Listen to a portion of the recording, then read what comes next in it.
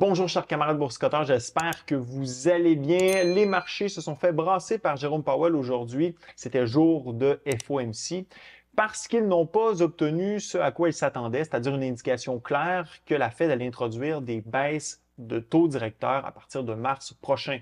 Et vous vous rappelez probablement la crise bancaire qu'on a eue en mars ou au printemps 2023. Eh bien, peut-être que celle-ci est en train de renaître de ses cendres. On a des problèmes du côté d'une banque aux États-Unis, une banque régionale américaine, qui semble avoir des enjeux. On va se pencher là-dessus et on va se poser la question de savoir si la crise est en train de renaître de ses cendres. Donc, on commence tout de suite avec l'analyse du communiqué de presse qui a été publié par la Réserve fédérale américaine en le comparant avec celui qui avait été publié en décembre dernier. Donc, il y a plusieurs éléments qui ont été retirés, notamment la mention comme quoi le système bancaire américain est fort et résilient, un peu ironique avec justement ce qui se passe du côté de la New York Bank Corp. On y revient dans quelques instants. On a aussi retiré le fait que, ou l'élément qui mentionnait que, étant donné le resserrement de la politique monétaire, ça allait mettre de la pression sur les ménages, sur les entreprises et aussi sur l'économie. Donc ça a été retiré. Et on a retiré l'élément qui mentionnait que c'était possible qu'on introduise de nouvelles hausses de taux directeurs. Alors là, ça a été complètement écarté. Autrement dit, on ne s'attend plus à avoir de hausse de taux directeurs. Quoique ça avait été confirmé officieusement il y a bien longtemps. On est dit, dans le nouveau communiqué de presse, on nous dit toujours que l'inflation reste élevée. Donc, l'inflation s'est calmée, mais elle reste élevée. On va y revenir aussi dans quelques instants. Le comité juge aussi que ces deux mandats sont beaucoup plus balancés, donc mandat de plein emploi, mandat d'inflation, donc c'est beaucoup plus balancé que ce l'était par le passé au cours des mois précédents, mais que les perspectives économiques restent incertaines et qu'il y a toujours un risque d'inflation. Donc, le comité a décidé de maintenir son taux directeur dans la fourchette de 5,25 à 5,5 %. Donc, on n'a pas de baisse de taux d'intérêt aujourd'hui, mais on s'y attendait. On ne s'attendait pas à ce que la Fed baisse son taux directeur aujourd'hui. Et là, on nous dit aussi que le comité ne s'attend pas à ce que ce soit approprié de réduire son taux directeur tant qu'il n'aura pas la confiance ou une grande confiance que l'inflation est en train de bouger ou de se diriger durablement vers sa cible de 2 %. Autrement dit, la Réserve fédérale américaine nous dit ici qu'elle n'est pas confiante que l'inflation s'en va vers sa cible de 2 %. Bon. Maintenant, ce que nous a dit Powell en conférence de presse, donc on quitte les communiqués de presse et on s'en va du côté de la rencontre de Jérôme Powell. Vous ne l'entendrez pas parler, mais je vais vous résumer quand même ce qu'il nous a dit aujourd'hui. La Fed s'attend à ce que l'inflation, qui est sur une pente descendante depuis plusieurs mois, on peut regarder par exemple l'inflation fondamentale, qui est un indicateur beaucoup plus important pour la Fed, elle est sur une pente descendante. Elle s'attend à ce que cette pente descendante se poursuive et que ça se poursuive au courant des prochains mois. Donc, pour la Fed, ça semble un peu trop tôt pour indiquer que des baisses de taux d'intérêt vont être introduites. Plus de données seront nécessaires, effectivement, parce que la Fed, dans son communiqué de presse, dit que l'inflation est toujours élevée, malgré le fait qu'elle a quand même baissé fortement depuis les sommets qu'on a connus au courant de 2022-2023. Mais ça prend plus de données pour que son niveau de confiance soit élevé et qu'elle commence à introduire des baisses de taux d'intérêt. Bon, la Réserve fédérale américaine nous a dit aussi que s'il y avait de la faiblesse du côté de l'emploi, du côté de l'économie, ça serait possible qu'elle introduise ces coupes de taux d'intérêt plus tôt. Ce n'est pas le cas actuellement. Et on lui a posé la question, on a posé la question à Jérôme Powell. Vous rappelez-vous quand vous avez grimpé les taux d'intérêt de façon très rapide au courant de 2022? Les deux raisons, c'était parce que vous vous inquiétiez d'une spirale inflationniste des salaires et que les anticipations des agents économiques se désancrent.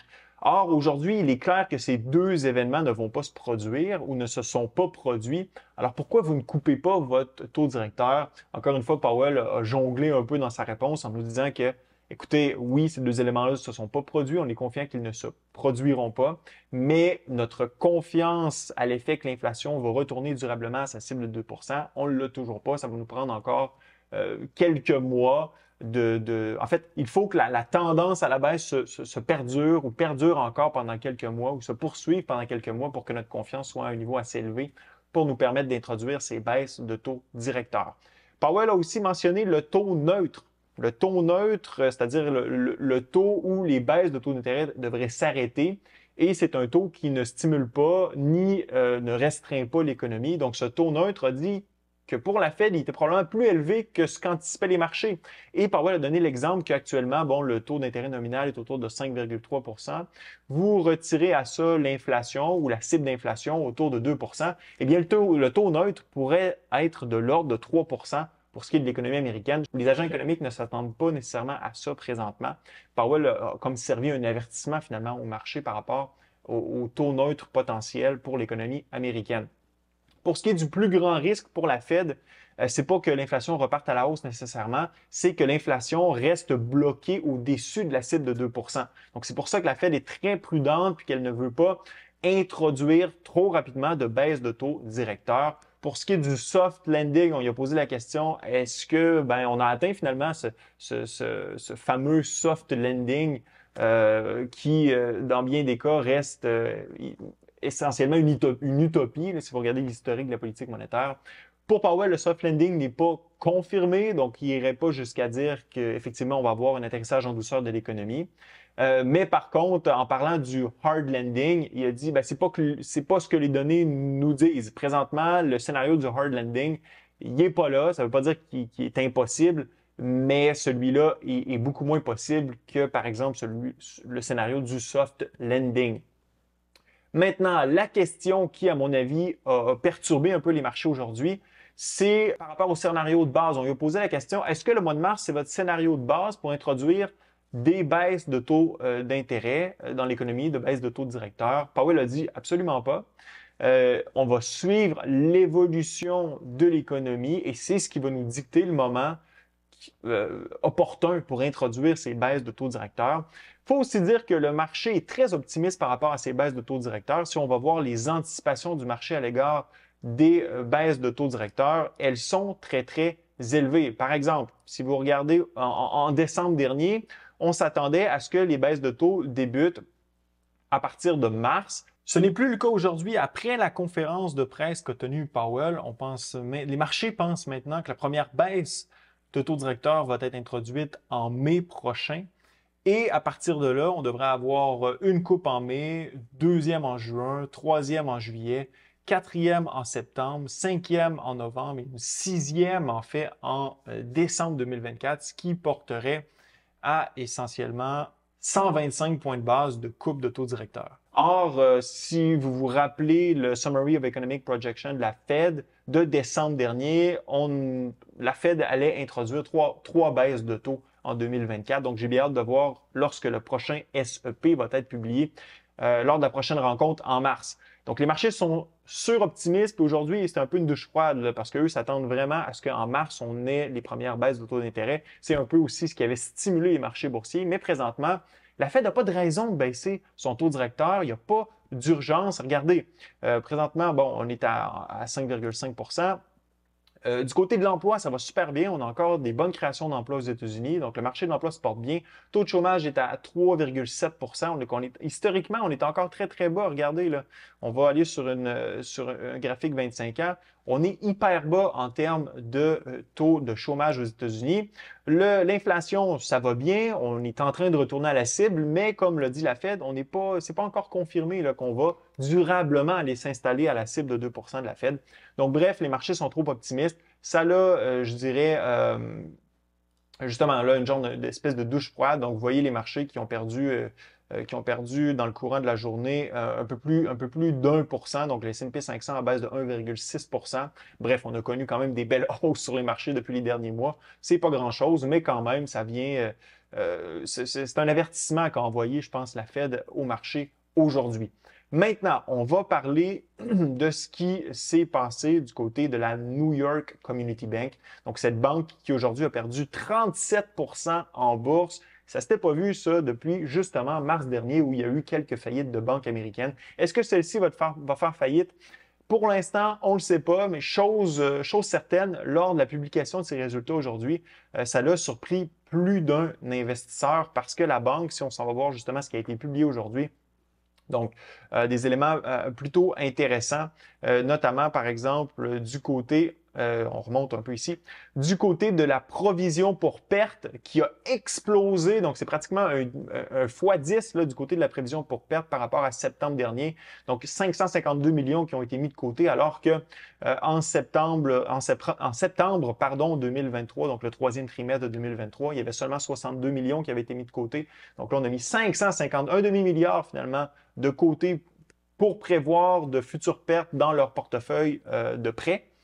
Ensuite de ça, on a coupé le dividende. Donc, le dividende qui était de 17 sous par action lors du trimestre précédent, maintenant, il est de 5 sous par action. Donc, disons que les investisseurs n'aiment pas trop ça d'habitude. Puis, lorsque vous allez voir là, le portefeuille finalement de l'entreprise, le portefeuille de prêts, il y a essentiellement 46% du portefeuille qui n'est pas dans du résidentiel. On parle par exemple du commercial real estate, donc de l'immobilier commercial à 12,4 %, du commercial et industriel à 23,8 %. Donc, est-ce que ça pourrait être, par exemple, en réaction à une baisse de la valeur des actifs qui servent de collatéral finalement aux prêts qu'a fait la banque? Peut-être. Pour ce qui est de la justification donnée par la banque, la banque se justifie en disant qu'on a fait des acquisitions au cours des derniers mois, ce qui fait qu'on surpasse là, le seuil des 100 milliards d'actifs, ce qui nous demande d'être plus prudent ou de respecter des normes qui sont plus exigeantes en matière notamment de ratio d'endettement et tout ce qui entoure la liquidité des actifs, etc., etc. Donc ça, c'est à suivre. Clairement, ça semble être un enjeu. On se rappelle que la Réserve fédérale américaine avait introduit après la crise de mars dernier le Bank Term Funding Program. Ce programme-là, arrive à terme le 11 mars 2024. Donc, est-ce que ça peut servir pour aider la banque dans ce cas-ci? Ça dépend de la nature du problème. Si effectivement, c'est un problème qui est lié, par exemple, à des obligations qui ont perdu beaucoup de valeur, oui, mais si c'est lié à du commercial real estate, donc de l'immobilier commercial ou des prêts qui sont sur de l'immobilier commercial, non, parce que ça ne peut pas être utilisé comme un collatéral pour finalement utiliser ce programme-là. Donc ça va être à suivre, à savoir si la Fed va prolonger ce programme-là. Mais il semble avoir des enjeux, du moins du côté de certaines banques régionales, dont la New York Bank Corp. Tout ça reste à suivre. Maintenant, ce que je veux savoir dans la zone commentaire, pensez-vous que l'avertissement donné par Powell, comme quoi le scénario de base pour l'introduction de baisse de taux d'intérêt n'est pas mars prochain, risque de forcer les marchés à revoir leurs anticipations et ainsi forcer les cours boursiers à la baisse au cours des prochaines semaines? Et pensez-vous qu'on est en train justement de voir là, la crise bancaire de mars dernier ressusciter? Dans la zone commentaire, ça fait un plaisir d'être avec vous. À la prochaine.